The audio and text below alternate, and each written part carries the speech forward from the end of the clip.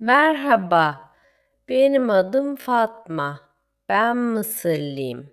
Ben Türkçe öğreniyorum. Bugün Türkiye'deki ilk günüm. Sabah saat 7.30'da uyanıyorum. Hava çok güzel. Pencereden dışarı bakıyorum. Sokakta insanlar yürüyor. Çocuklar okula gidiyor. Arabalar yavaş yavaş geçiyor. Ben otelden çıkıyorum ve yürümeye başlıyorum. Bir fırın görüyorum. İçeri giriyorum. Günaydın, günaydın, hoş geldiniz. Ben gülümsüyorum. Bir ekmek ve bir simit lütfen. Tabii, başka bir şey. Bir çay lütfen. Kasadaki görevli bana teşekkür ediyor. Afiyet olsun.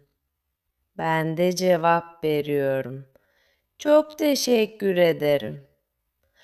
Kahvaltıdan sonra haritama bakıyorum.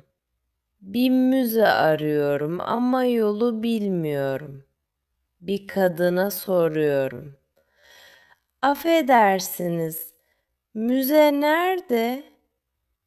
Kadın çok nazik. Düz gidin, sonra sağa dönün.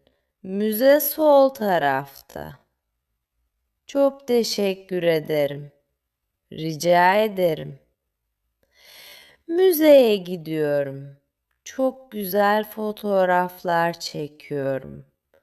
Türk tarihi ve kültürü çok ilgimi çekiyor. Öğle vakti bir kafeye gidiyorum. Garson geliyor. Ne istersiniz? Bir Türk kahvesi ve bir su lütfen. Kahvemi içiyorum ve yeni kelimeler yazıyorum. Merhaba, günaydın. Teşekkür ederim. Lütfen. Rica ederim. Evet. Hayır. Ben Türkçe öğreniyorum. Akşam parkta yürürken iki genç yanıma geliyor. Merhaba, nerelisiniz? Ben Mısırlıyım. Türkçeniz çok güzel. Ben biraz utanıyorum ama çok mutlu oluyorum. Teşekkür ederim. Her gün Türkçe çalışıyorum. Birlikte biraz sohbet ediyoruz. Artık korkmuyorum. Çünkü hata yapmak normal. Konuşmak öğrenmenin en güzel yoludur.